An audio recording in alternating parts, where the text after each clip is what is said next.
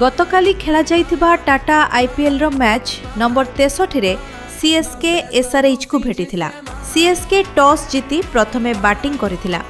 20 over रे CSK 7 wicket हराई 180 run करिथिला।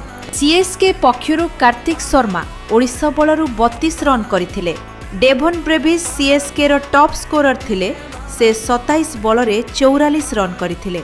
SRH bowler Cummins 3टी विकेट और सकीब हुसैन 2टी विकेट नैथिले।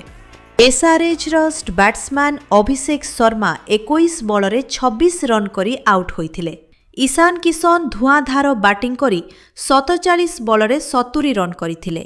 क्लासेन 47 रन करी आउट होइथिले। सीएसके रो मुकेश चौधरी सर्वाधिक 2टी विकेट नैथिले। एसआरएच 19 ओवर रे 180 रन टार्गेट को 5 विकेट विनिमय रे चेस करि नैथिला। Ishan Kishan man of the match होइथिले। एसआरएच 16 पॉइंट्स पॉइंट टेबल रो 3rd पोजिशन रे रहिछि।